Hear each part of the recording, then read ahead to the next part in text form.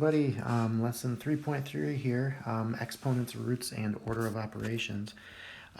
So let's take a look. Let's dig into this. What we're going to do is simplify expressions with powers and roots, and then we will follow the order of operations to simplify expressions. So some good stuff in here. So exponents other than 2 and 3 can be used, right? In the last section, the last two sections, we saw squaring and doing square roots to get areas and things like that. And then we saw in the most recent section, cubing things to the third power to get volumes. But of course, exponents can be other numbers. So example A shows an example. If we have 2.4 and then to the power of 5, so that's 2.4 to the fifth power. So again, what that means is the base is 2.4, and then the power is how many times you multiply by itself, right? So in this example, we can see it's 2.4 being multiplied by itself a total of 5 times, and we just use a calculator, and we can get an answer, the 79.62, okay? All right, so let's try a couple on our own here. Let's take a look at this table here. They're giving us a number in exponential form, and they want us to go ahead and write the product using the base as a factor. So 4.5 to the third power, again, that means 4.5.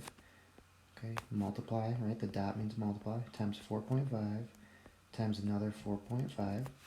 And that number in standard form, if we do it on a calculator, would be 91.125.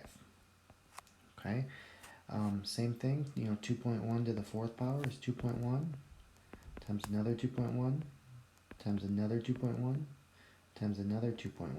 Okay, so just be careful, it is not 2.1 times 4. Okay, that's a common mistake. It's 2.1 times itself 4 times. Okay, and I'm just putting that in a calculator, 19.4481. All right, and you can do the same thing with fractions. So 4/5 to the third power, right, times itself again. Okay, and if we remember, we had a previous section on how to multiply fractions together. We do multiply across the top, 4 times 4 times 4. Multiply across the bottom, 5 times 5 times 5. Okay, now with that one, if you were to just put it in your calculator and do the 4/5 to the third power, it would most likely give you an answer as a decimal, okay? And that's okay, it's not wrong, but generally a good idea is to keep whatever format the problem's given to you in. So if they give you a fraction, let's try and most likely end up with a fractional answer, okay? And similarly, if they give you a decimal, you can end up with a decimal answer. Okay, so let's move along. Now let's think about this. How do we solve problems with multiple steps? Okay, for example, imagine you get a simple problem like this. Okay, and imagine this is, before there was any rules, or, no one really knew what to do. Maybe right now you don't know what to do. Do we just do, is 2 plus 3? Do we just work left to right? Is that 5? And then times that by 4 to equal 20? Okay, is that right? Or would we do 2 plus 3 times 4? Someone else might come along and say, well, I think, the multiplication's kind of more important.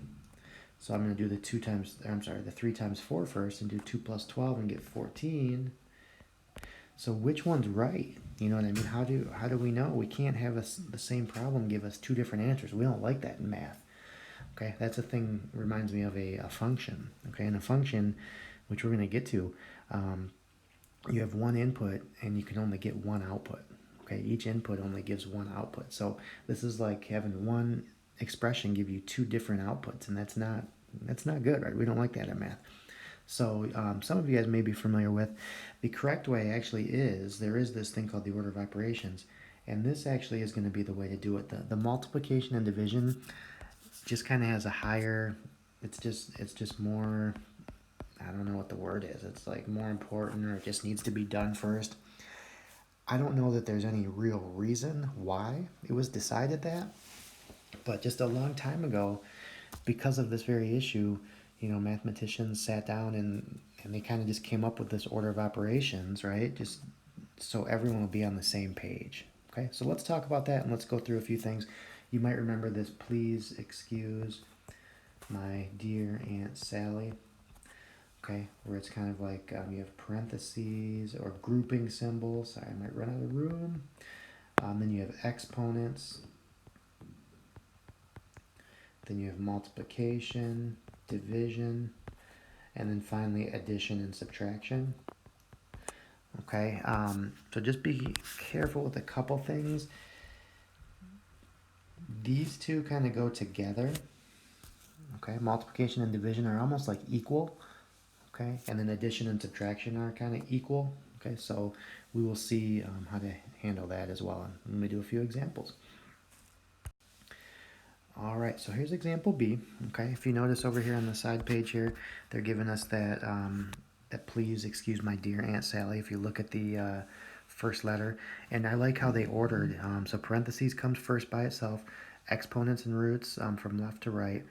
And then multiplication and division are together, right? They're both in step 3, and you do those from left to right, while addition and subtraction come last, and you do those from left to right.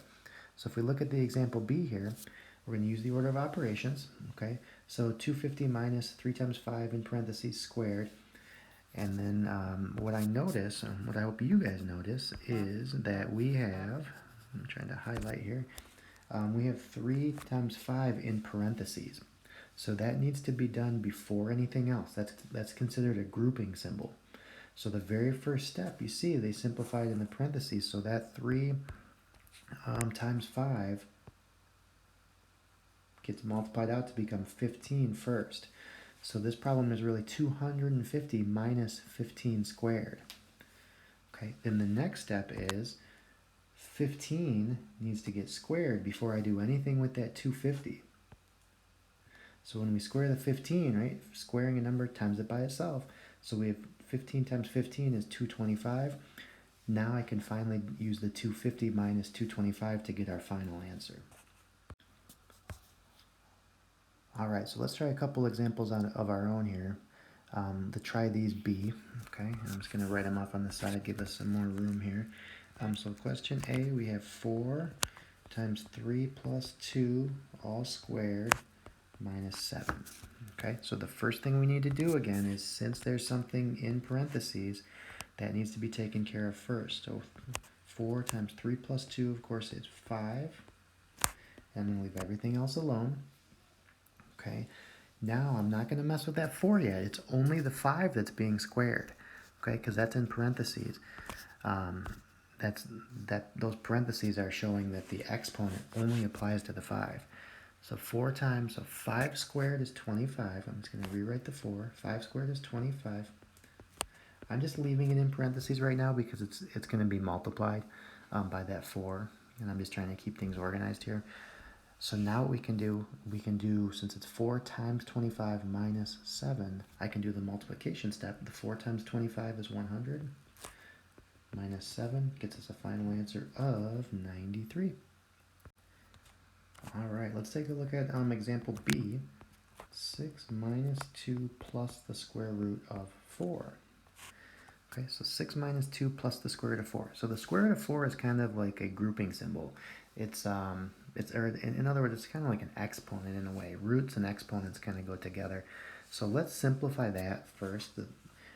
6 minus 2, so what's the square root of 4? 2, right? Its square root means what times itself equals the number. Okay, so 2 times 2 is 4, so the square root of 4 is 2.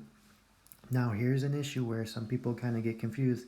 We have 6 minus 2 plus 2, and sometimes people think we have to do addition first. If you're following the please excuse my dear Aunt Sally, the A comes before the S, right? But remember, addition and subtraction are basically equal. Okay, we're just going to do this thing from left to right now.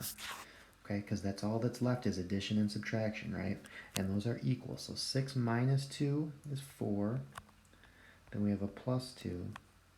Okay, and we have 4 plus 2 now for a final answer of 6. Okay, let's try one more, checking our understanding here. I'm going to move this up so we have some room at the bottom.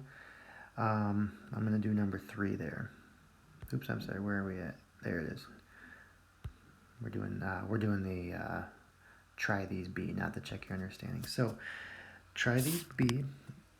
Part C is 19 plus 36 divided by 3 squared. Okay, so let's see what we got here. 19 plus 36 divided by 3 squared. So if we follow our order of operations, there's nothing in parentheses or grouping symbols. Okay, but there is an exponent. So 3 to the second power, 3 times itself is 9. Okay, remember it's not 3 times 2, it's 3 times itself. So 3 times 3 is 9.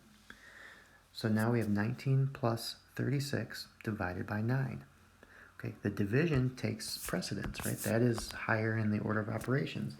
So we need to do the 36 divided by 9 first.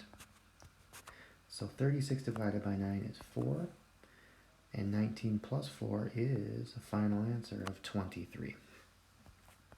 Okay, so if we just follow those order of operations, we can then simplify these expressions and evaluate them.